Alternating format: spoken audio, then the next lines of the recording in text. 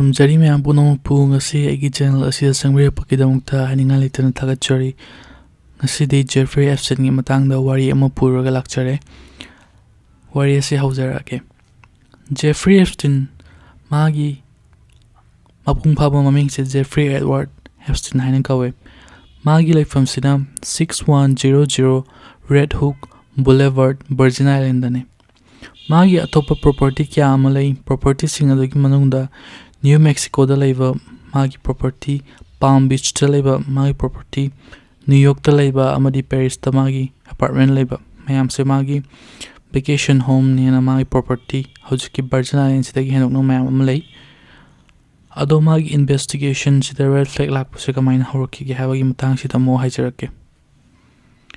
ꯃꯥꯁꯦ ꯅ꯭ꯌꯨ ꯌꯣꯔꯛꯇ ꯌꯥꯝꯅ ꯁ꯭ꯇꯥꯏꯂꯤꯁ ꯑꯣꯏꯕ, ꯌꯥꯝꯅ ꯃꯤꯁꯇꯤꯔꯤꯌꯁ ꯑꯣꯏꯕ, ꯌꯥꯝꯅ ꯀꯨꯜ ꯑꯣꯏꯕ, ꯌꯥꯝꯅ ꯑꯗꯨꯒꯨꯝꯕ ꯃꯁꯛ ꯃꯇꯧ ꯐꯖꯕ ꯁꯤꯡꯒꯜ ꯅꯨꯄꯥ ꯑꯃꯅꯦꯅ ꯃꯌꯥꯝꯁꯤꯅ ꯈꯪꯅꯩꯀꯣ. ꯑꯗꯣ ꯃꯤꯅ ꯃꯥꯁꯦ ꯄꯩꯁꯥꯗꯤ ꯌꯥꯝꯅ ꯄꯥꯏꯕ ꯃꯤ ꯑꯃꯅꯦꯅ ꯈꯪꯅꯩ. ꯑꯗꯨꯕꯨ ꯄꯩꯁꯥꯁꯤꯡꯁꯦ ꯀꯗꯥꯏꯗꯒꯤ ꯂꯥꯛꯏꯕꯅꯣ ꯍꯥꯏꯕꯗꯣ ꯑꯗꯨꯗꯤ ꯃꯌꯥꯝꯁꯤꯅ ꯈꯪꯗꯕꯒꯤ ꯃꯀꯣꯛ ꯍꯣꯠꯂꯒ ꯂꯩꯅꯕꯗꯣ ꯑꯗꯨꯃꯥꯏꯅ ꯇꯧꯕ ꯃꯤꯑꯣꯏ ꯑꯃꯅꯦꯕ ꯃꯥꯁꯦ. ꯑꯗꯣ ꯃꯥꯁꯦ ꯄꯩꯁా ꯅꯨꯡꯁꯥ ꯌꯥꯝꯅ ꯄꯥꯏꯕ, ꯃꯉꯣꯟꯗꯒꯤ ꯍꯦꯟꯅ ꯄꯥꯏꯕ ꯕꯤꯂꯤꯌꯅꯤꯌꯔ ꯑꯗꯒꯤꯗꯤ ꯃꯤꯂꯤꯌꯅꯤꯌꯔ ꯃꯌꯥꯝ ꯑꯃꯒꯤ ꯃꯅꯤ ꯃꯦꯅꯦꯖꯃꯦꯟ ꯇꯧꯕ ꯅꯨꯄꯥ ꯑꯃꯅꯤ, ꯃꯅꯤ ꯃꯦꯅꯦꯖꯔꯅꯦꯅ ꯃꯥꯅ ꯃꯁꯥꯅ ꯍꯥꯏꯖꯩꯀꯣ. ꯑꯗꯣ ꯃꯤꯅ ꯃꯥꯁꯦ ꯑꯩꯈꯣꯏꯒꯤ ꯐꯦꯃꯁ ꯑꯣꯏꯕ ꯃꯤꯑꯣꯏꯀꯌꯥ ꯑꯃꯒ ꯄꯨꯜꯂꯦ, ꯄꯥꯔꯇꯤ ꯇꯧꯗꯅ ꯑꯩꯈꯣꯏꯒꯤ ꯏꯂꯤꯠ ꯒ꯭ꯔꯨꯞꯁ ꯃꯌꯥꯝ ꯃꯔꯛꯁꯤꯗ ꯌꯥꯎꯗꯅ ꯈꯣꯠꯇꯅ ꯑꯗꯨꯃꯥꯏꯅ ꯇꯧꯗꯅ ꯃꯥꯁꯦ ꯂꯩꯕ ꯃꯤꯑꯣꯏ ꯑꯃꯅꯤꯀꯣ. ꯑꯗꯨꯕꯨ ꯃꯥꯒꯤ ꯔꯦꯗ ꯐ꯭ꯂꯦꯛꯁꯦ ꯀꯔꯤꯅꯣ ꯍꯥꯏꯕ ꯃꯇꯝꯗ ꯃꯤꯑꯣꯏ ꯀꯩꯅꯣꯒ ꯄꯨꯟꯕꯁꯤꯗꯤ ꯇꯣꯉꯥꯟꯈ꯭ꯔꯒꯀꯣ, ꯑꯉꯥꯡ ꯃꯉꯣꯟꯗꯒꯤ ꯆꯍꯤ ꯇꯥꯕ ꯑꯉꯥꯡ ꯅꯨꯄꯤ ꯃꯆꯥ ꯃꯌꯥꯝ ꯑꯃꯒ ꯃꯥꯁꯦ ꯇꯣꯏꯅ ꯄꯨꯟꯕ ꯎꯏꯌꯦꯅ ꯑꯩꯈꯣꯏ ꯄꯥꯔꯇꯤꯁꯤꯗ ꯎꯕ ꯐꯪꯉꯦꯕ. ꯁꯤꯒꯤ ꯄꯣꯠꯁꯤꯅꯦ ꯃꯉꯣꯟꯗ ꯔꯤꯐ꯭ꯂꯦꯛ ꯑꯣꯏꯅ ꯂꯥꯛꯏꯁꯦ. ꯑꯗꯨꯒꯤ ꯃꯇꯝꯗꯨꯗ ꯃꯥꯒꯤ ꯒꯔꯜꯐ꯭ꯔꯦꯟ ꯑꯃ ꯂꯩꯔꯝꯃꯦꯀꯣ. ꯒꯔꯜꯐ꯭ꯔꯦꯟꯁꯤꯒꯤ ꯃꯃꯤꯡꯁꯦ ꯒꯤꯁꯂꯤꯌꯟ ꯃꯦꯛꯁꯋꯦꯜ. ꯒꯔꯜꯐ꯭ꯔꯦꯟꯁꯦ ꯃꯥꯒꯤ ꯌꯥꯝꯅ ꯃꯇꯝꯗꯨꯗ ꯌꯥꯝꯅ ꯃꯥꯒꯤ ꯀꯅꯦꯛꯇꯔ ꯑꯐꯕ ꯑꯃꯅꯤ. ꯊꯕꯛ ꯏꯪꯈꯥꯡ ꯇꯧꯕ ꯃꯇꯝꯗ ꯃꯥꯒꯤ ꯃꯇꯦꯡ ꯌꯥꯝꯅ ꯄꯥꯡꯕ ꯑꯗꯨꯒꯨꯝꯕ ꯒꯔꯜꯐ꯭ꯔꯦꯟ ꯑꯃꯅꯤ. ꯃꯥꯁꯦ ꯑꯣꯛꯁꯐꯣꯔꯗꯇꯒꯤ ꯇꯝꯃꯛꯄꯅꯤ ꯒꯔꯜꯐ꯭ꯔꯦꯟꯁꯦ, ꯑꯗꯨꯒ ꯌꯥꯝꯅ ꯐꯅꯤ ꯑꯣꯏꯕ, ꯑꯥꯎꯠꯒꯣꯌꯤꯡ ꯑꯣꯏꯕ ꯅꯨꯄꯤ ꯑꯃꯅꯤ ꯒꯔꯜꯐ꯭ꯔꯦꯟꯁꯦ. ꯑꯗꯣ ꯋꯥꯔꯤꯁꯦ ꯃꯥꯒꯤ ꯀ꯭ꯔꯥꯏꯝꯒꯤ ꯋꯥꯔꯤꯁꯦ ꯀꯃꯥꯏꯅ ꯍꯧꯔꯛꯈꯤꯕꯅꯣ ꯍꯥꯏꯕ ꯃꯇꯝꯗꯀꯣ, ꯅꯨꯄꯤ ꯃꯆꯥ ꯑꯃꯅ ꯖꯔꯅꯦꯂꯤꯁ ꯑꯃꯗ ꯄꯥꯎꯁꯦ ꯄꯤꯔꯛꯇꯣꯏꯅꯦꯕ. ꯖꯔꯅꯦꯂꯤꯁ ꯑꯃꯗ ꯀꯔꯤ ꯄꯥꯎꯁꯦ ꯄꯤꯔꯛꯀꯦ ꯍꯥꯏꯕ ꯃꯇꯝꯗ ꯖꯦꯐ꯭ꯔꯤ ꯑꯦꯞꯁꯇꯤꯟꯅ ꯃꯉꯣꯟꯗ ꯌꯥꯝꯅ ꯖꯦꯐ꯭ꯔꯤ ꯑꯦꯞꯁꯇꯤꯟꯅ ꯃꯉꯣꯟꯗ ꯕꯦꯗ ꯕꯤꯍꯦꯕꯤꯌꯔ ꯇꯧꯔꯛꯏ, ꯑꯕ꯭ꯌꯨꯁꯤꯚ ꯕꯤꯍꯦꯕꯤꯌꯔ ꯇꯧꯔꯛꯏ. ꯃꯉꯣꯟꯗꯇ ꯅꯠꯇꯅ ꯃꯥꯒꯤ ꯃꯅꯥꯎꯄꯤꯗꯁꯨ ꯑꯗꯨꯃꯥꯏꯅ ꯇꯧꯔꯛꯏ ꯍꯥꯏꯅ ꯃꯥꯅ ꯔꯤꯄꯣꯔꯠꯁꯦ ꯖꯔꯅꯦꯂꯤꯁ ꯑꯃꯗ ꯍꯥꯏꯔꯛꯇꯣꯏꯅꯦꯕꯀꯣ. ꯑꯗꯒꯤ ꯁꯨꯃꯥꯏꯅ ꯇꯧꯗꯅ ꯖꯔꯅꯦꯂꯤꯁꯁꯤꯅ ꯊꯤꯒꯠꯄ ꯈꯣꯠꯄꯁꯦ ꯍꯧꯔꯛꯇꯣꯏꯅꯦ. ꯋꯥꯔꯤꯁꯦ ꯅꯨꯄꯤ ꯃꯆꯥꯁꯤꯒꯤꯁꯦ ꯀꯃꯥꯏꯅ ꯇꯧꯒꯦ ꯍꯥꯏꯕ ꯃꯇꯝꯗ ꯅꯨꯄꯤ ꯃꯆꯥꯁꯦ ꯑꯩꯈꯣꯏꯒꯤ ꯅ꯭ꯌꯨ ꯌꯣꯔꯛ ꯑꯥꯔꯠ ꯁ꯭ꯀꯨꯜꯗ ꯇꯝꯕ ꯅꯨꯄꯤ ꯃꯆꯥ ꯑꯃꯅꯦ. ꯑꯗꯣ ꯅꯨꯄꯤ ꯃꯆꯥꯁꯦ ꯃꯥꯒꯤ ꯑꯥꯔꯠ ꯁ꯭ꯀꯨꯜꯁꯤꯗ ꯑꯥꯔꯠ ꯑꯦꯛꯖꯤꯕꯤꯁꯟ ꯑꯃ ꯇꯧꯋꯦ. ꯑꯗꯣ ꯑꯥꯔꯠ ꯑꯦꯛꯖꯤꯕꯤꯁꯟꯁꯤꯗ ꯃꯥꯅ ꯑꯥꯔꯠ 3 ꯌꯣꯜꯂꯦ, ꯄꯦꯟꯇꯤꯡꯁ 3 ꯌꯣꯜꯂꯦꯀꯣ. ꯄꯦꯟꯇꯤꯡ 3ꯁꯦ ꯂꯣꯏꯅ ꯁꯤꯠꯈ꯭ꯔꯦ. ꯑꯗꯨꯕꯨ ꯃꯣꯏꯒꯤ ꯗꯤꯟꯁꯤꯅ ꯀꯔꯤ ꯍꯥꯏꯔꯛꯀꯦ ꯍꯥꯏꯕ ꯃꯇꯝꯗ, ꯅꯪꯒꯤ ꯄꯦꯟꯇꯤꯡꯁꯦ ꯑꯩꯈꯣই ꯁꯤꯗ ꯂꯥꯛꯏꯕ ꯀꯣꯄꯜ ꯃꯦꯛꯁꯋꯦꯜ ꯑꯃꯗꯤ ꯖꯦꯐ꯭ꯔꯤ ꯑꯦꯞꯁꯇꯤꯟꯁꯤꯗ ꯌꯣꯜꯂꯣ. ꯅꯪ ꯍꯥꯟꯅ ꯌꯣꯟꯈ꯭ꯔꯒꯁꯨ ꯀꯩꯁꯨ ꯎꯄꯥꯏ ꯂꯩꯇꯦ, ꯃꯣꯏꯗ ꯑꯣꯏꯅ ꯔꯤꯁꯦꯜ ꯇꯧꯒꯗꯕꯅꯤ. ꯑꯗꯣ ꯃꯣꯏꯗ ꯗꯤꯁꯀꯥꯎꯟꯁꯨ ꯄꯤꯒꯗꯕꯅꯤ. ꯀꯩꯒꯤꯅꯣ ꯍꯥꯏꯕ ꯃꯇꯝꯗ ꯃꯣꯏꯁꯦ ꯑꯩ ꯌꯥꯝꯅ ꯒꯨꯗ ꯐ꯭ꯔꯦꯟ ꯑꯃꯅꯤꯀꯣ. ꯑꯗꯨꯃꯥꯏꯅ ꯍꯥꯏꯔꯛꯑꯦ ꯃꯣꯏꯗ. ꯑꯗꯣ ꯅꯨꯄꯤꯁꯦ ꯎꯄꯥꯏ ꯂꯩꯇ꯭ꯔꯦ. ꯃꯥꯁꯦ ꯄꯩꯁꯥꯁꯦꯀꯩ ꯍꯥꯏꯅꯤ $12,000 ꯍꯥꯟꯅ ꯌꯣꯟꯈ꯭ꯔꯕꯅꯦ. ꯑꯗꯨ ꯑꯣꯏꯇꯥꯔꯒꯁꯨ ꯃꯥꯅ ꯄꯩꯁꯥꯁꯦ ꯍꯟꯊꯔꯒ $6,000 ꯗꯤꯁꯀꯥꯎꯟ ꯄꯤꯔꯒ ꯌꯣꯜꯂꯦ. ꯑꯗ ꯖꯦꯐ꯭ꯔꯤ ꯑꯦꯞꯁꯇꯤꯟꯁꯤꯅ ꯍꯥꯏꯌꯦꯀꯣ, ꯅꯪ ꯀꯩꯁꯨ ꯋꯥꯔꯨꯅꯨ, ꯅꯪꯒꯤ ꯃꯇꯦꯡ ꯑꯩꯈꯣꯏꯅ ꯃꯇꯨꯡ ꯇꯥꯔꯛꯄꯗ ꯁꯣꯏꯗꯅ ꯄꯥꯡꯒꯅꯤ ꯈꯣꯠꯀꯅꯤꯅ ꯑꯗꯨꯃꯥꯏꯅꯒ ꯑꯦꯟꯀꯔꯦꯖꯀ ꯇꯧꯔꯒ ꯍꯥꯏꯔꯝꯃꯦ ꯈꯣꯠꯂꯝꯃꯦ. ꯅꯪꯒꯤ ꯄꯦꯟꯇꯤꯡꯁꯦ ꯌꯥꯝ ꯐꯖꯩ ꯈꯣꯠꯂꯤꯒ ꯇꯧꯔꯒꯀꯣ.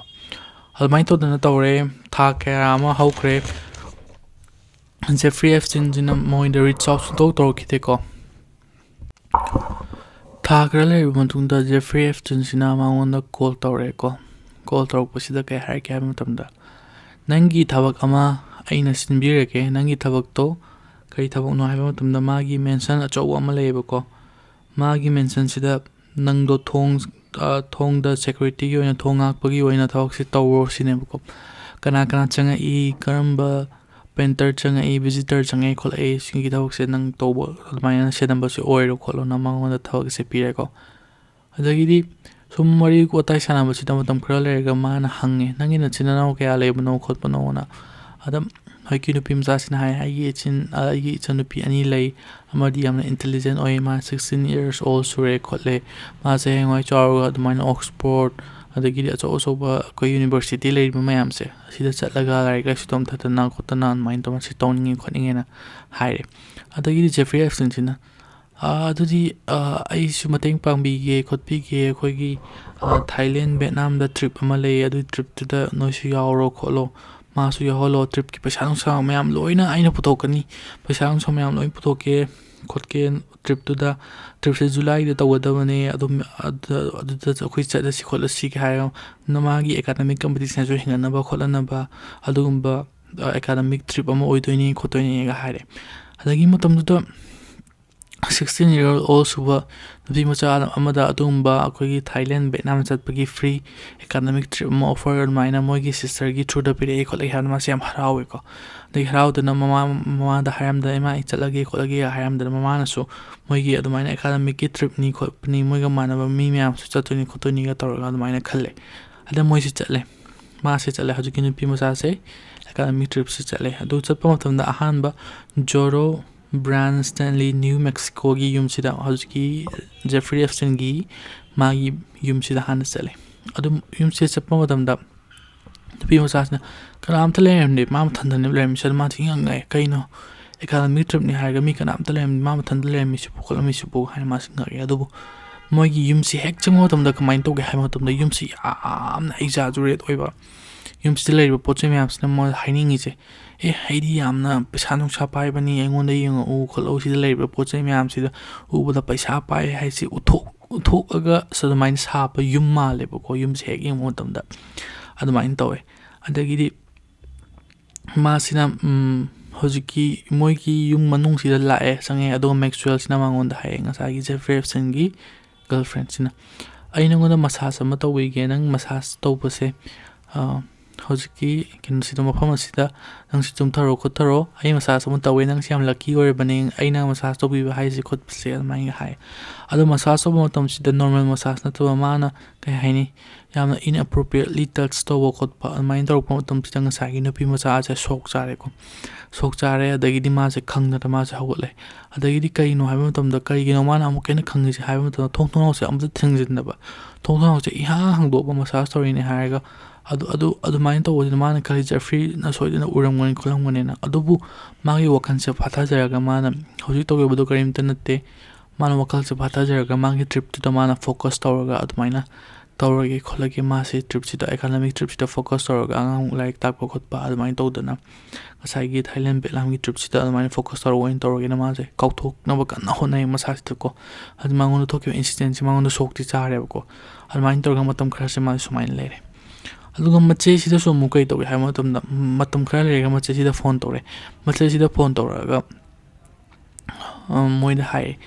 mangon hai ai yum ama lebeni yum Ohio da khoi yum chaw ama lei ko adui Ohio sida nang residential art ama to biu residential art hari mafam da le ga art ek ko ama to kholo aduga khoi ai yum gi he mamang da khoi gi friend Lex Wexner lebeni ma do yam billionaire ni magi paisa chai am pai bani ma di aduga aigi isu aphaba friend ni nang pham du lerega keno ma haji moigi maning de leba khoi yum tu de lerega nang residential art ama to bi de ya de khota ya de tang an maina towe aduga residential art chita tonu magi tamak ta hoski de bi ma su yare magi art supply me am si purok ta na kholok ta na pham si de la ko ma se adagi ma pham de la art supply me am si purok ta na adagi ma na yek tor ba art se kai no hamtan da napi masa sing sina puberty hit torpa matamda adumaina mogi expression oiba expressive oiba adumba art makhal mayam amana ye ko adugi art ki model se kana oi haba matamda masanga gi machandupi ko machandupi ani ki photograph se mana loroga aduma model oina laga photograph se thamaga mana adugi reference loroga mana ye panem ko adumain to dana tawe adubu no man Jeffrey Epstein ga Maxwell ga sila ko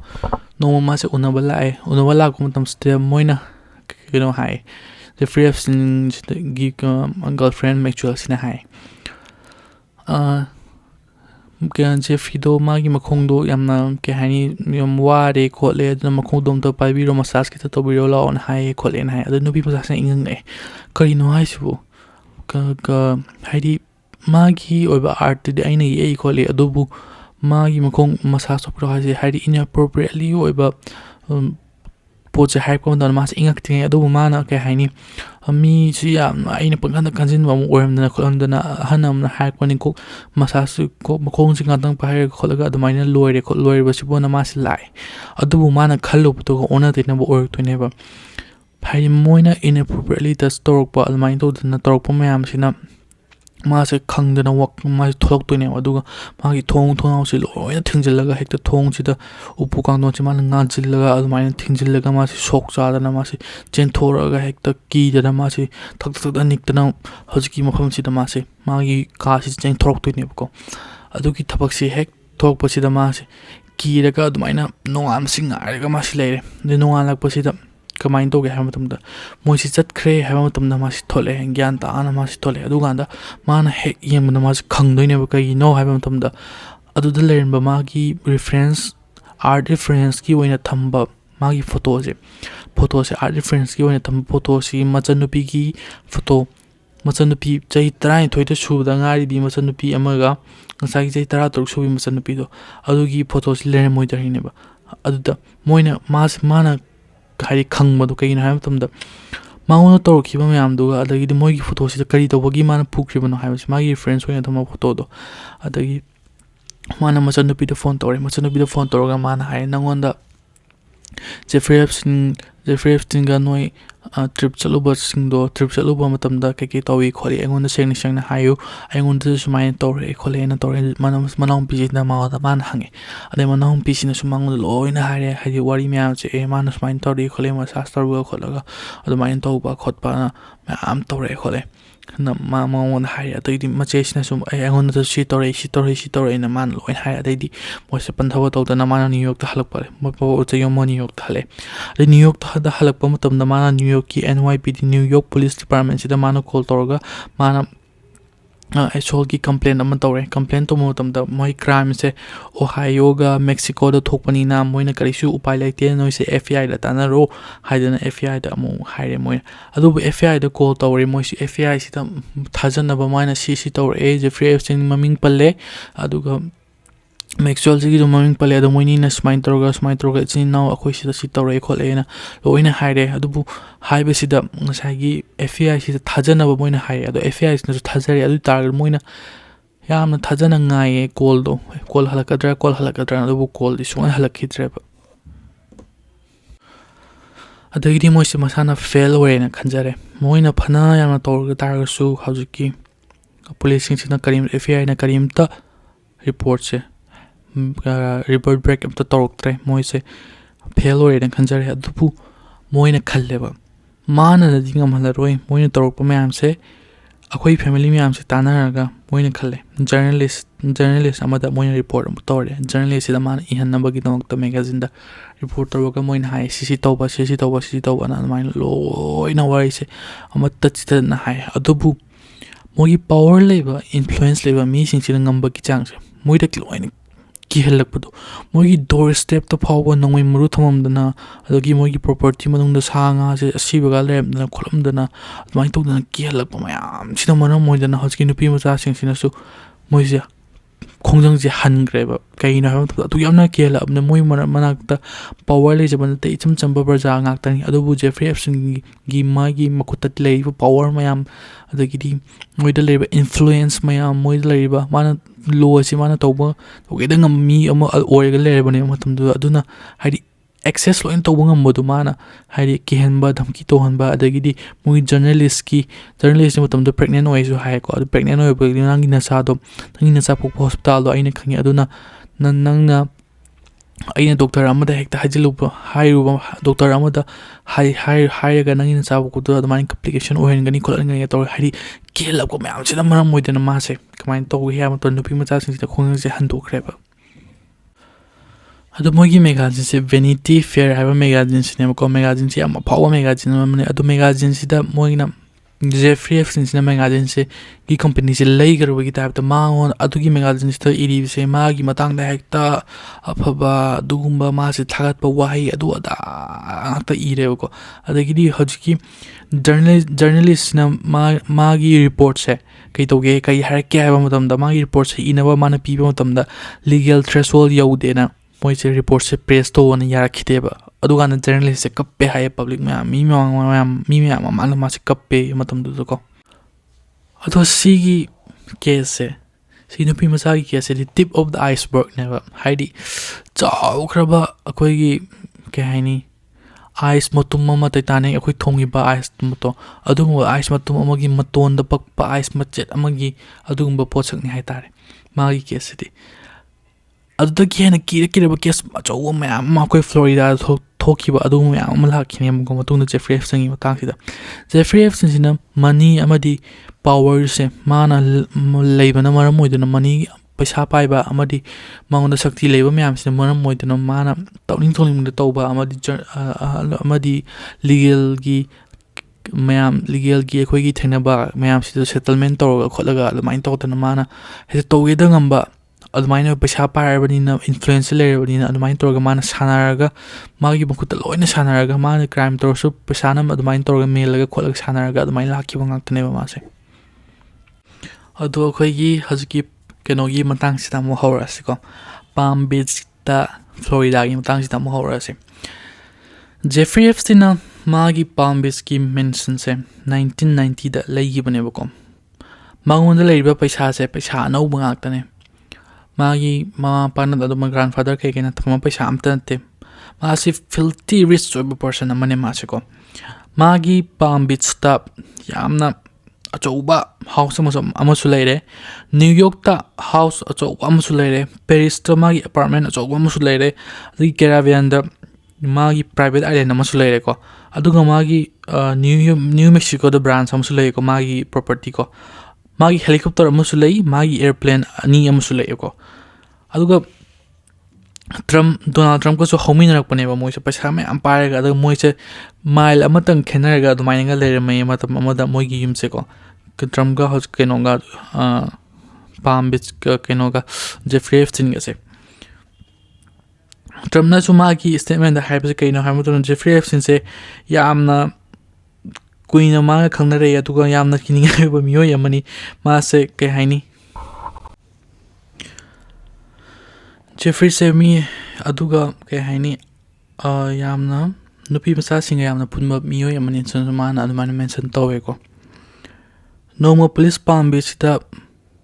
mana Jeffrey Epstein sila ke ko Jeffrey Epstein sila aga moida paisa me $100,000 paisa donation torme the police officer na khale ma je yana paisa bai ba don private oi ba mi am or ngane kholam ngane na maina khale adu chahi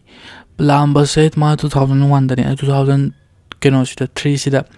chayani lereka keno amana moi never mana hare Jeffrey Epstein gi moi gi yum do nabi macha ba macha doctor sin tawe khole amna suspicious oye khole ada anoi la ram te ying biu kholo kamai to bono khangde khote na phone tor ga hare adaiti police sing sina adodi sigi poche nabi macha mayam ama moi gi yum da changni khole cha doctor sin tawe khole ha bje keno tawe minor madi yamna keno tawe suspicious oye khole na moina chalaga yeng na tawe chalagi ngo dum silabi masa sing si loina adults ngak to me adult werga moina habto Jeffrey Epstein gi office ki thok to bane khotpane hai ada adult werga na police ki suspicion do later bani na moina o kaishu khandana am tholaki matam du adu 2005 ta parent amana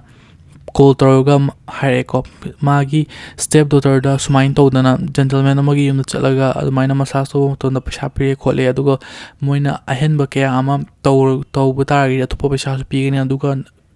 kino ama nangi khangna bana na mi khele ga di dam pro kholo na main hare khole na haibadagi admain to dana sagi keno sita call ama lakhi ko adagi matam du da atopa victim mayam su goal tore victim mayam su goal toraga ado anumaina moi police report ta hire ko mayam se loina mana ba police report tam hire ko mayam se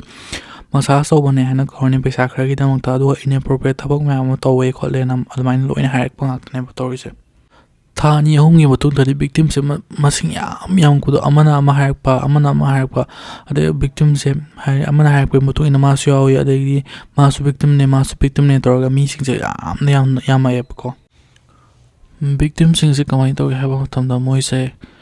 massage tawr lao khontuga $20,200 pigani hara kawraga moina inappropriate ex ma'am Jeffrey Epstein to horokpa ade moi se adult oidabanina moise angang haidi 16 17 age ngaktina mina kamai to have hangak taragusu nangse 18 years above ni adult ni haiba aduna neba ngasai police na lagpa matungda moido 18 years above ni adult ngaktani da haido amain to namina hanga 18 years above ni hayona amain to raga Christmas ki paisa khara tonghana tanabani khonabani haiga victim se hekta lagpa keno sina ngasai gi Maxwell sina propani khangde man toraga adu moi friends singna recommend toropani khangde adu victim sing se victim amada mai toraga lakpane aduga moina inappropriate act toropana moi moi kiraga chelakpusum da bike no ham tan nongmai lola thamungane su khangde mina force torokani khangde nga sa Jeffrey Epstein yam kiwana moitna moina hai pul loin toraga adu maina moise la sa paisa to piraga moise lakpane aduga traumatized roga leba victim mayam amana complaint torokpane torise victim sing sigi marakta kaini yamna situation yamna phattaba victim sing mayumdagi chelakpa mama drug chaba jail leiruba adagidi magi grandparents na custody loroga leiba adu victim yam ama yawe ko victim sing sina kamai to ge ha matamda nupi ama yawe nupi sina magi girlfriend sina ma se introduce to wa Jeffrey Epstein sida adu moise massage to law adu paisa phangani ko kani ha introduce to magi mana wona paisa amta leba na te aduna mana yaraga lakpane adu toriba inappropriate ekmam si uba matamda ma se khanga pakhalaga halakrep ko adu halakra mutungda jo nongma kep ama laga hai bisige hai matamda kep sida tongo Jeffrey Epstein yonakta chalo adu nang thabok ta torsineba adu ganda mana no have sungam do kai no have to the mic ma changa ya mori 14-year-old sudanga ni ade ma wona paisa amta lebana te ma mayam da ran away toroga mayam da chela ga lebani aduna situation sita ma si trap to do mind to sum torok sina ma se sahi kya ma admain trap toroga situation sida le ke ba sumai to victim ma am su thenari ba hoski Jeffrey Epstein ki case da ko Jeffrey Epstein sina target to ba nupi masa sing de yamna ke hani vulnerable or ba yamna darkar pesagi yam darkar leiba adugumba lairaba the situation yamna phattaba the hingaga leiba mioisin sia asugumba si yamna mana target tawga leba ko Jeffrey Epstein gi victim yam se ayam loina kiyeba kagino hay matumda moina Jeffrey Epstein se ki kagino hay matumda pesa su leitawni na moina kari moi gi mak the case so matumda hajki Jeffrey Epstein se pesa am baiba influential yam oiba access loina kagino gi court ki kagi adugumba access loina afaba lawyer ke loina hire to bugamani na moi gi mak ta maina lepase loina kine ba admain to na moina case kuma ge mo to ba yam kana to da na media coverage am taleitaba admain torom ko police sing sina moi gi hana admaina victims ma'am sina moida cooperate to the basina mara moida moina moi Jeffrey Epstein gi makala tabuk tor ma'am se sida call tor hange adu moina suloina keno haidi jarak tabudo mai matangda pau piu kholo ai madu keno hai tari moina ki Jeffrey Epstein ki banina mana su tor kadra na draga mana magi mak to tabuk tor matumda koisibu awawa ta ga drana ki bagi moina amta cooperate tok tabudo admain taweba adagi mogi victims ma'am sina cooperate to treko adagi moigi worker laiba Jeffrey Epstein gi makhad laiba worker ma'am sina su cooperate to bana moina police na thibas de am wareba aduna police na Jeffrey Epstein gi trash can mo poche phatta bo hundopam se asida ingmo tumda kai phangge haiba tumda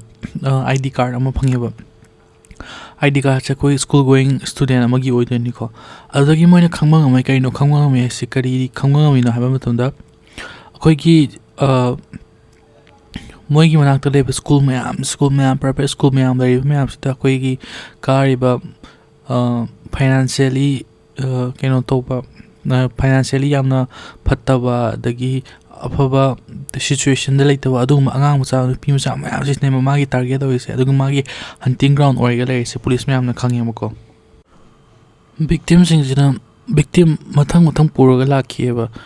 moina victim ama trap toroga victim singina mathang puraga lak atopa nupi macha underage oiba mayam puraga lae adugana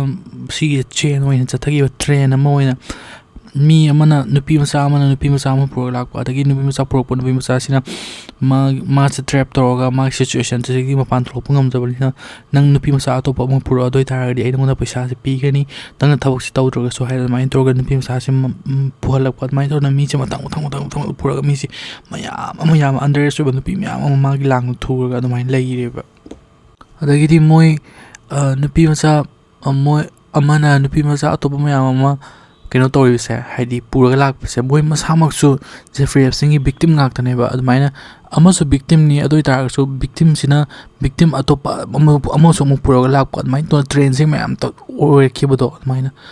Jeffrey Epstein sina victim se smain torga khomeba matamda ngasai mi singse victim singse moi gi life situation chi yamna bhattaba maram oidana kamain to ga haiba matamda moina purak mi myam se moina purak taragdi moi masamak se adugumba inappropriate action myam se tawdrasu moina paisa se phangdoineba adumain tawdana moigi life ki difficulties myam tudagi lamna chatpa ngambagi mathau ngambana maram modena moina nupi masa the myam su aloin purakpa adumain tawdana crime se do share tonaga adumaina victim sing de matang pyramid ki type yam chang adumaina form tawgreba police sing sina sumai victim sing se ka interrogation to matam dagi khangai adumai tawdana police sing sina jo keno gi Jeffrey Epstein gi yum manung sida thiba pame ba aduda kaino ha to yum manung sida evidence to makhal ma masulem ngane na mana thajai ba aduna police mayam sina yum manung de thiba pame police sing sina Jeffrey Epstein se mayam se search to pame aduna case is tha tare muk chok pa tam nang sai gi ahan ba police report lakhi bu to ki tha tare muk chok pa tam da moina hairi police warrant ama phange search warrant phange adu search warrant phangaga lakku matam sida moi mayam se search to matam na mayam da phangba poche mayam se angak ni ai bangak ta ne ba moi gi mayam da chang hauski Jeffrey Epstein gi mayam se lakku matam da keno mayam ama boy pictures mayam ama Jeffrey Epstein gi mayam se chang stair wall si kakalak mo ton pictures mayam le pictures mayam se adult ki pictures ngak to ba nupi macha singi ko aduna yam inappropriate oi ba yengwa matam da yam nuai to ba adu pictures mayam ngak to oi aduna police mayam na su yam na angak phaw to kai no thar si pictures si ma ga thele si kari gi no ham da khangbu do moina moi da yam angak phaw adune ba adubu mafam du da lemba computer amani camera mayam se asigi data mayam se hard drive mayam se loina hanal chingthokraga loin hard drive mayam se loin empty room kai kari gi oram ta har ka Jeffrey Epstein sina hana ma se investigation tawraga leire ma se police na tanaraga leire adu khangba oram gane thajai ba adu khangba oram gane thajabani na mana adu hard drive mayam evidence mayam loina manghan nangai honaram bane ba tawrise Jeffrey Epstein gi mayum dagi pochai myam mo lokthokre ko Jeffrey Epstein sina khangpa dagi investigation tawre na mana khangpa dagi pochai myam lokthok khiba taraga su lemhori ba pochai myam sida evidence ya myam lerme ba evidence myam lerme sida kari digi evidence a so no haima matam da Jeffrey Epstein gi mayum gi magi sabagi mongka mawong adugdagi magi spa room adagi massage room myam se ngasai victim sing na haibadu chap manai lermi myam aduna maga victim sing to andon matam da laga haiba victim myam sina haiba si chap mana bani na moina confirm tawre adu Jeffrey Epstein or mane se aduga moi da phone memo da hairi phone tawrambagi myam am lerme ba hai victim sing da phone tawrambagi adagi di adult female sing da phone tawrambagi ngasai female nupi masa nupi ke 18 years ki about labor nupi sing moina ngasai nupi masa mayam se moina pura lak pa main to nupi sing da phone tor magi kolambagi evidence mayam phange ba masigi mayam sina police sing la kana ba khare de pire ko sing police sing sina so yam kan na hone haidi tha tare chujla bane magi investigation tor ise aduna haidi moi search keno se arrest warrant se kram ganda keno phangani khokani taroga do yam kan na honari ko police sing sina mo adu police sing sina fana honaraga su ngasai gi victim gi cooperation fangda victim singsina hangumo tamda akhoi Jeffrey Epstein ga ai ga do keno tawramane akhoi nungsina bane ado gi luhong dor bane khopane ga hayak pusu yawa adagi Jeffrey Epstein gi victim singse college ka graba aduma victim leba high school gi victim mark aduma mayam sina detective singsina la ga hangumo tamda moida thong ase thingjilak pado ka haini hari moida cooperate ka pek tawa admai tawdana high cooperation se phangdo the police se makom mai ngaure bari kamai to na si case se solve toroga keno se Jeffrey Epstein se amtang arrest to ba khotpa na ko ko si makom ngaure ba dai kari na amtam case yam kuina chathara bane ba high investigation se to dingai tha tare ki mamang de case adu ki mate kuina chathara ba adugumba hairi crime ne ba adubu hojuk phawa moina yam thengna investigation toroga hoju ko arrest warrant phomagam do se asi moida yamna nungai taba police sida yamna moida yani moigi thabak se moi mai pak te na khancha bodo main tore smain to na case se ado ki mati kuina crime se tharga la ke bani adumain adagi di case kam goira bage ha matamda khoi 1999 adogi matam sida nupi macha ama ma se massage therapy sam oining wa ko nupi macha ama massage therapy sam oining wa adugi matam du da ngasai gi Maxwell se keno ne ma Jeffrey Epstein gi girlfriend ko Jeffrey Epstein gi girlfriend Maxwell sina ngasai nupi macha se massage therapist gi like se pa ga le ma jani like pa le se man hai ai do nang massage therapist gi like mo pare bore ai am interesting oi khole admaina wari du da wari sana aduga mana ai actually ai nupa ma khange ma se traveler massage masu sama pam bane adu nang keno tawninga gadi nang opportunity pam gadi nang lao ne kholone adu mangon da massage pe ga kholaga adu maina keno do haidi keno gi tap ta nang se keno gi interview tap da lao kholo hren nang thabok lore ga lao kholon hai adai ma su la ga hojki mafam sida chawma mention amale me pam beach ki ko mogi mention sida la he change adu ngasai Maxwell sina thong si hang tore aduga change aduga hojuki moigi mathak si ka khale ko ton photo mi acho sang photo myam thele thabsi man ur khange ma se mi se acho sang myam pun makhot patu mami male na ko adagi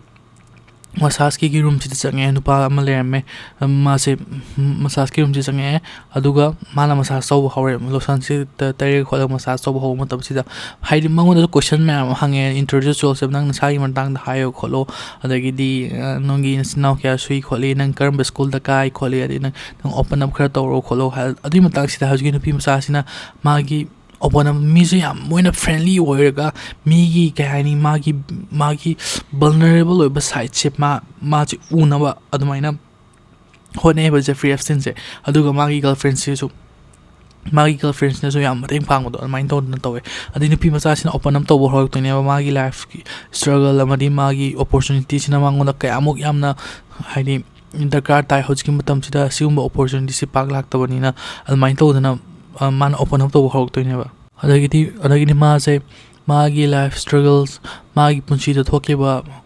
ma se amna adum awa yam thengna ba nupi amane ba adumain to da mana haini mana adugumba awa yam se thengna ri khole adi magi opportunity se job se amna darka tai khot tai adumaina haidi moida minusi do upira ka khalaga mana hayo ne ba adugi onati na ma thok to ne ba adubu mana khalam baduga onate na ma thole mo minusi upiga dra haga mangon inappropriate wa thok mayam to halmado hazuki ne pise ma sida lak tringai mang so yamna abusive oiba environment amada chokolak pane baduna mana ke haini yamna adugumba environment da chawak padina mogi chapchaba victim do oigre ba ma se moi mana Jeffrey Epstein sina mi je brainwash toroga nangna pami massage therapist to ohen doine adagi di akoina nang educated to we doine like la supan tam han doine ade nangna khangdawa nangna khallu dawa adugumba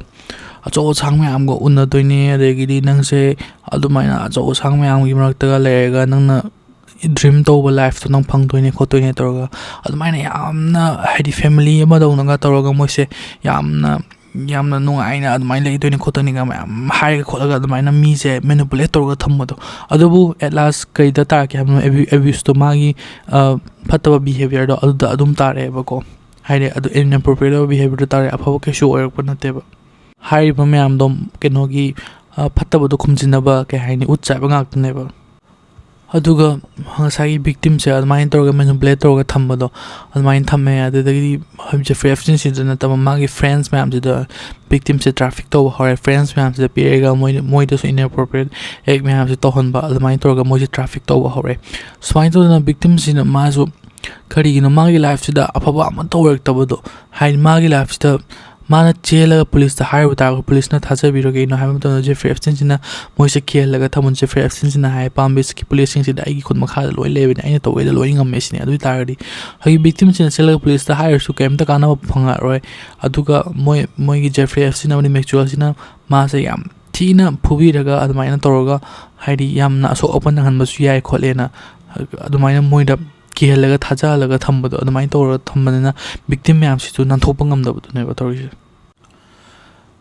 Jeffrey ꯑꯦꯞꯁꯇꯤꯟꯁꯦ ꯌꯥꯝꯅ middle class ꯑꯣꯏꯕ family middle ꯀ꯭ꯂꯥꯁꯇꯒꯤꯁꯨ lower middle class ꯑꯣꯏꯕ ꯑꯗꯨꯒꯨꯝꯕ ꯐꯦꯃꯤꯂꯤꯁꯤꯡ ꯃꯌꯥꯝ ꯂꯩꯕ ꯃꯐꯝ ꯑꯃꯗꯒꯤ ꯃꯥꯁꯦ ꯍꯧꯔꯛꯈꯤꯕꯅꯦꯀꯣ ꯑꯗꯣ ꯃꯥ ꯍꯥꯏ ꯁ꯭ꯀꯨꯜꯗꯁꯨ ꯒ꯭ꯔꯦꯗ ꯈꯔꯁꯨ ꯃꯥ ꯁ꯭ꯀꯤꯞ ꯇꯧꯔꯒ ꯑꯗꯨꯃꯥꯏꯅ ꯂꯥꯛꯈꯤ ꯑꯗꯒꯤ ꯀꯣꯂꯦꯖ ꯀꯥꯔꯛꯄ ꯃꯇꯝꯗꯁꯨ ꯀꯣꯂꯦꯖꯁꯤꯗ ꯐꯤꯖꯤꯛꯁ ꯇꯝꯃꯦ ꯍꯥꯏ ꯃꯥꯁꯦ ꯑꯗꯣ ꯀꯣꯂꯦꯖꯁꯦ ꯆꯍꯤ 2 ꯈꯛꯇꯪꯃꯨꯛ ꯀꯥꯔꯝꯃꯦ ꯍꯥꯏ ꯑꯗꯨꯒꯤ ꯃꯇꯨꯡꯗ ꯃꯥꯁꯦ ꯌꯨꯅꯤꯚꯔꯁꯤꯇꯤ ꯑꯃꯗ ꯑꯣꯖꯥ ꯑꯣꯏꯔꯒ ꯂꯩꯔꯝꯃꯦꯕ ꯑꯗꯣ ꯀꯃꯥꯏꯅ ꯍꯥꯏꯗꯤ ꯌꯨꯅꯤꯚꯔꯁꯤꯇꯤꯗ ꯀꯣꯂꯦꯖꯀꯤ ꯗꯤꯒ꯭ꯔꯤꯁꯨ ꯐꯪꯗꯕ ꯃꯥꯅ ꯑꯣꯖꯥ ꯑꯣꯏꯔꯤꯅꯣ ꯁꯤꯅꯤ ꯑꯗꯨ ꯑꯣꯏꯇꯥꯔꯒꯗꯤ ꯃꯥꯁꯦ ꯃꯤꯅ ꯉꯝꯗꯕ ꯑꯗꯨꯒꯨꯝꯕ ꯀꯩ ꯍꯥꯏꯅꯤ ꯃꯅꯨꯡꯒꯤ ꯑꯣꯏꯕ ꯀꯩꯅꯣ ꯃꯌꯥꯝ ꯑꯃ ꯌꯥꯝꯅ ꯆꯂꯥꯛ ꯂꯩꯕ ꯑꯗꯨꯒꯨꯝꯕ ꯃꯤ ꯑꯃꯅꯦꯕ ꯍꯥꯏꯗꯤ ꯗꯤꯒ꯭ꯔꯤꯁꯨ ꯌꯥꯎꯗꯅ ꯃꯥꯅ ꯀꯣꯂꯦꯖꯇ ꯑꯣꯖꯥ ꯑꯣꯏꯔꯒ ꯂꯩꯔꯝꯃꯤꯁꯦ ꯑꯗꯨꯏꯗꯣ ꯑꯗꯒꯤꯗꯤ ꯑꯣꯖꯥ ꯑꯣꯏꯔꯕ ꯃꯇꯨꯡꯗ ꯃꯥꯁꯦ ꯑꯆꯧꯕ ꯁꯦꯜꯁꯃꯦꯟ ꯄꯥꯔꯁꯟ ꯑꯃꯒꯤ ꯏꯟꯇꯔꯚ꯭ꯌꯨ ꯑꯃ ꯀꯩꯅꯣ ꯇꯧꯔꯒ ꯃꯤ ꯑꯃꯅ ꯏꯟꯇ꯭ꯔꯣꯗ꯭ꯌꯨꯁ ꯇꯧꯔꯛꯄꯒꯤ ꯃꯥꯁꯦ ꯏꯟꯇꯔꯚ꯭ꯌꯨ ꯆꯠꯂꯦ ꯑꯗꯨ ꯏꯟꯇꯔꯚ꯭ꯌꯨ ꯆꯠꯂꯕ ꯃꯇꯨꯡꯗ ꯃꯥꯁꯦ ꯈꯜꯂꯦ ꯑꯗꯨꯒ ꯁꯦꯜꯁ ꯄꯥꯔꯁꯟ ꯑꯣꯏꯅ ꯃꯥꯁꯦ ꯀꯩ ꯍꯥꯏꯅꯤ ꯌꯥꯝꯅ ꯐꯖꯅ ꯄꯔꯐꯣꯔꯃꯦꯟꯁꯁꯦ ꯇꯧꯋꯦꯕ ꯑꯗꯨꯕꯨ ꯃꯇꯝ ꯈꯔꯒꯤ ꯃꯇꯨꯡꯗ ꯉꯁꯥꯏꯒꯤ ꯍꯥꯌꯔ ꯇꯧꯈꯤꯕ ꯅꯨꯄꯥꯁꯤꯅ ꯃꯥꯁꯦ ꯃꯥꯒꯤ ꯔꯦꯖꯨꯃꯦꯁꯤꯗ ꯃꯥꯁꯦ ꯍꯥꯏꯗꯤ ꯃꯆꯤꯟ ꯊꯤꯔꯝꯃꯦꯁꯦ ꯃꯥꯁꯦ ꯈꯪꯉꯦ ꯃꯥꯒꯤ ꯔꯦꯖꯨꯃꯦꯁꯤꯗ ꯃꯥꯅ ꯏꯖꯨꯀꯦꯁꯟꯁꯦ ꯇꯧꯁꯨ ꯇꯧꯔꯨꯗꯕ ꯏꯖꯨꯀꯦꯁꯟ ꯃꯌꯥꯝ ꯑꯃ ꯏꯁꯤꯜꯂꯒ ꯃꯥꯒꯤ ꯏꯟꯇꯔꯚ꯭ꯌꯨꯗꯨꯒꯤ ꯀꯩꯅꯣꯗꯣ ꯏꯟꯇꯔꯚ꯭ꯌꯨꯗꯨꯒꯤ ꯃꯦꯔꯤꯠꯇꯣ ꯐꯪꯅꯕꯒꯤꯗꯃꯛꯇ ꯏꯟꯇꯔꯚ꯭ꯌꯨꯗꯣ ꯌꯥꯅꯕꯒꯤꯗꯃꯛꯇ ꯀ꯭ꯋꯥꯂꯤꯐꯥꯏꯠ ꯑꯣꯏꯅꯕꯒꯤꯗꯃꯛꯇ ꯃꯥꯅ ꯑꯗꯨꯝ ꯍꯥꯏꯖꯤꯟꯕꯅꯦ ꯈꯪꯉꯦ ꯑꯗꯨꯒ ꯍꯧꯖꯤꯛꯀꯤ ꯅꯨꯄꯥꯁꯤꯅ ꯍꯧꯖꯤꯛꯀꯤ ꯍꯥꯌꯔ ꯇꯧꯔꯤꯕ ꯅꯨꯄꯥꯁꯤꯅ ꯀꯟꯐꯔꯟ ꯇꯧꯕ ꯃꯇꯝꯗ ꯌꯥꯝꯅ ꯖꯦꯐ꯭ꯔꯤ ꯑꯦꯞꯁꯇꯤꯟꯁꯤꯅ ꯀꯩ ꯍꯥꯏꯅꯤ ꯑꯩꯗꯣ ꯀꯩꯒꯨꯝꯕ ꯑꯆꯧꯕ ꯊꯕꯛ ꯑꯃ ꯇꯧꯅꯤꯡꯕꯅꯦ ꯑꯗꯨꯕꯨ ꯑꯩꯒꯤ ꯗꯤꯒ꯭ꯔꯤꯁꯦ ꯂꯩꯇꯕꯅꯤꯅ ꯗꯤꯒ꯭ꯔꯤꯁꯦ ꯐꯪꯗꯕ ꯇꯥꯔꯒꯗꯤ ꯀꯩ ꯍꯥꯏꯅꯤ ꯗꯤꯒ꯭ꯔꯤꯁꯦ ꯌꯥꯎꯗꯦꯅ ꯍꯥꯏꯕ ꯇꯥꯔꯒꯗꯤ ꯁꯤꯒꯨꯝꯕ ꯆꯥꯡꯁꯦ ꯐꯪꯉꯔꯣꯏ ꯑꯗꯨꯃꯥꯏꯅ ꯇꯧꯗꯅ ꯃꯥꯁꯦ ꯌꯥꯝ ꯃꯦꯅꯤꯄꯨꯂꯦꯇꯤꯞ ꯑꯣꯏꯕ ꯃꯑꯣꯡꯗ ꯃꯥꯅ ꯍꯥꯏꯔꯛꯄꯗꯣ ꯍꯧꯖꯤꯛꯀꯤ ꯅꯨꯄꯥꯁꯤꯅꯁꯨ ꯊꯥꯖꯕꯗꯣ ꯀꯩ ꯍꯥꯏꯅꯤ ꯊꯥꯖꯕꯗꯣ ꯃꯥꯒꯤ ꯄꯣꯇꯦꯟꯁꯤꯌꯦꯜꯁꯦ ꯑꯁꯨꯛ ꯌꯥꯝ ꯂꯩꯕ ꯃꯤ ꯑꯃꯁꯤꯕꯨ ꯑꯩꯈꯣꯏꯅ ꯍꯥꯏꯗꯤ ꯑꯆꯨꯝꯕꯗꯨ ꯌꯦꯡꯉꯒ ꯃꯥꯁꯦ ꯍꯨꯟꯗꯣꯛꯈꯤꯒꯗ꯭ꯔꯥ ꯅꯠꯇ꯭ꯔꯒ ꯃꯥꯁꯦ ꯆꯥꯟꯁ ꯑꯃ ꯄꯤꯕꯤꯒꯗ꯭ꯔꯥ ꯍꯥꯏꯅ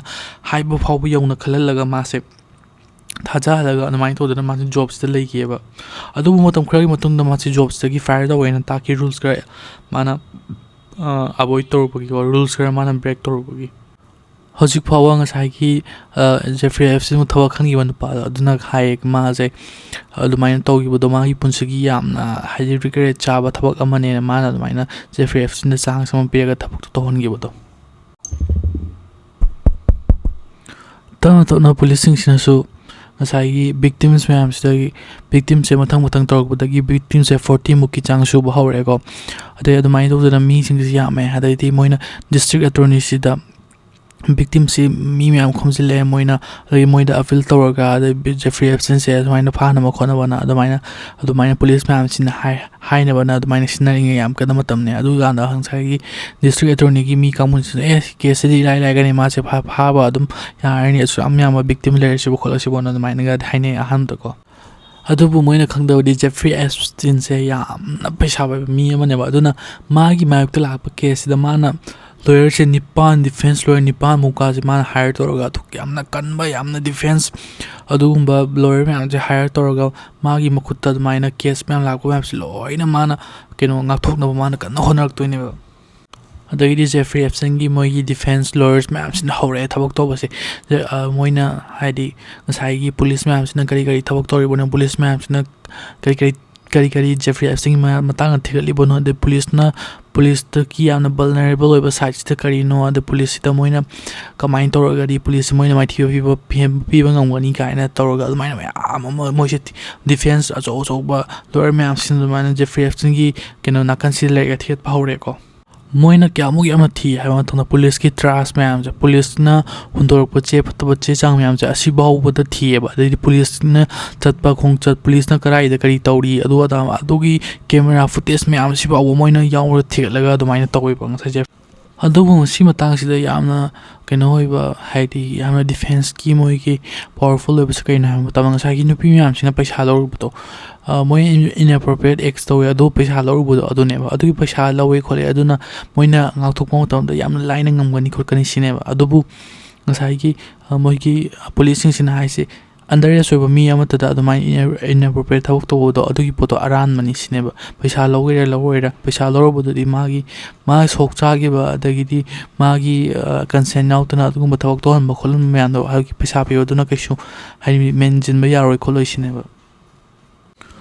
Epstein se adumai to da ngasai gi police mayam sina ma se custody da adumai na phar ga khol tawgi adu tar su magi charges se yamna na keno tawgi ba ngasai pangi defense lawyer mayam sina magi defensing sina yamna wangman bana maram moidana ko adagi di moine ngambagi chang da ngasai gi case mayam se ase media coverage mayam talk to ni da matam si 2006 yaw abane ngasai gi case as mine talk pa se ada media coverage mayam talk pa se sida moigi media gi mafam sida faw da phone mayam tawraga ko keno threaten to do haidi sigi media se media da mai phone kono khol kano si tawra di akoi ni si tawr kani gan threaten to do mai thu da paisa bara bani access le bani na moida loina haidi law ju kari chu media chu kai chu moina loina sanar ge habagi mong tawr do mai tawri le adagi di swain tawk tana ngasai gi district attorney sina thawak se ngasai gi crime lo Jeffrey Epstein gi mayok like adumba crime am lo yamna charges pikna adumai tawra bani na ngasai police mayam sina pen da bana maram boy na moina FBI do ina tawrani haidi case noina swaina tawra haidi media coverage leitaba adagi magi mayok ta leiba keno case mayam siju noina yamna pikna charges si pang yo mai tawdana moina pen da bagi case se akhoi gi keno do ina FBI noina handle to halan na haigre adagi FBI da case se pale ko 2006 sa ade FBI da case pa ba di kamai ngasai 2006 ta pa pa ni na FBI na tawri se kari tawr ke ha matam da Jeffrey Epstein sida ngasai gi case atopa mayam amusu ngasai gi thaina da lakhibra kholkibra sine moi yeng ise 1996 ta ngasai gi ahan ma ngasai nupi artist amado aduga magi manang pi do aduda moi gi palaki ba case to moina thengnarib ko adugi matungda ngasai gi nupi ani se magi thiklak toine ba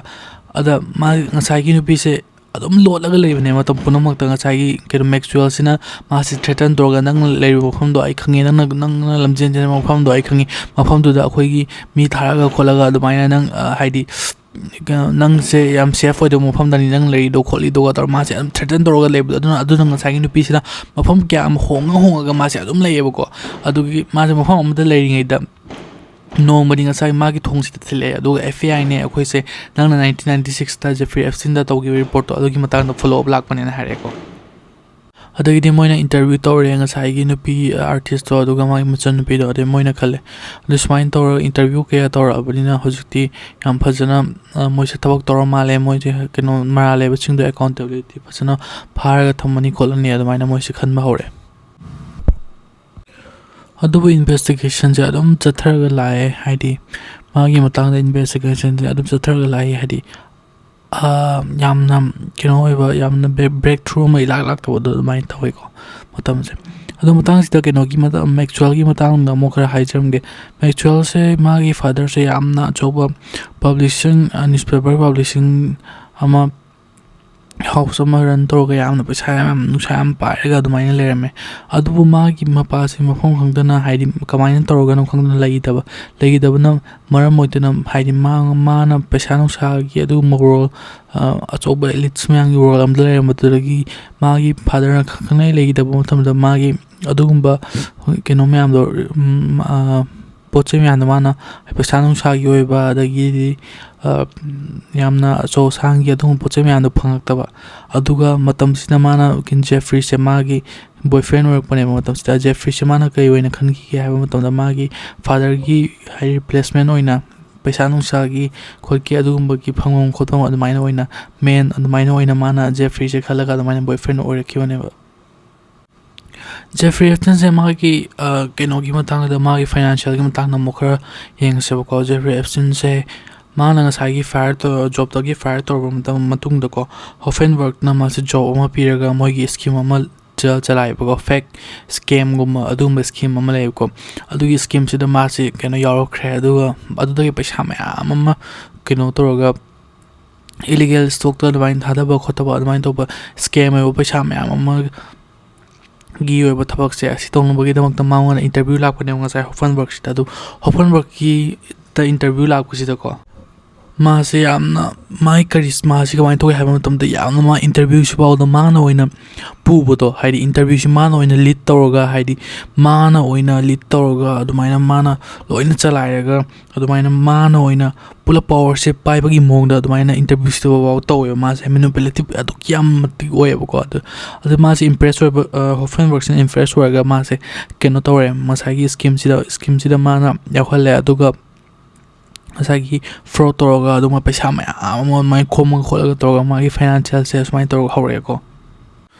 adagi di magi financial gi atopa amana keno Les Wexner je 1996 si matang sida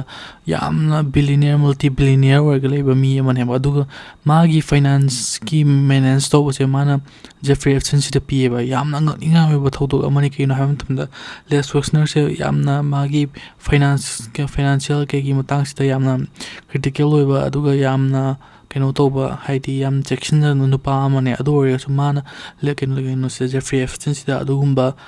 magi financial keno oina ke hani managing oina mana pi se yamna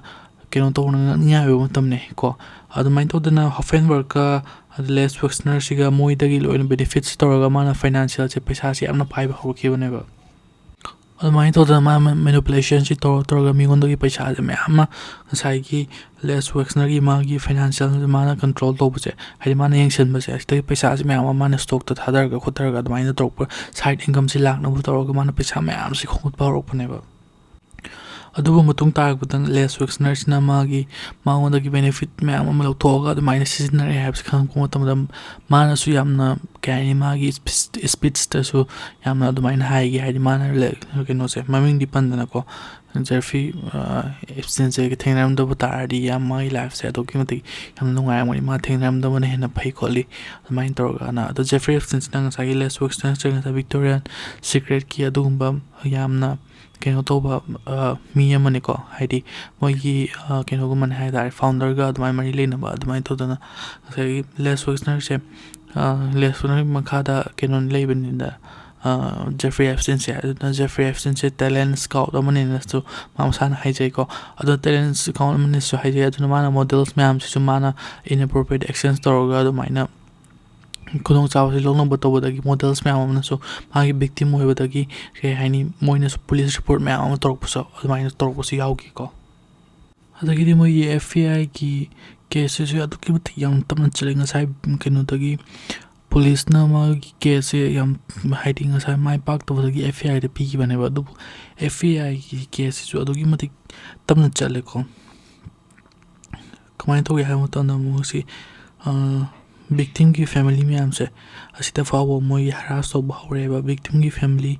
मोगी court ता लैबा मोगी दिखि हंग Jeffrey Epstein की मायकता लैबा मखोगी lawyer में हमसे असकी family दा फाव पता मतुम को इंग इनरक पा दे victim की mayamda फाव लाग तो नंग सागी private detective में हमसे ना video footage लो बकल पा माइन तो हरक पता की सागी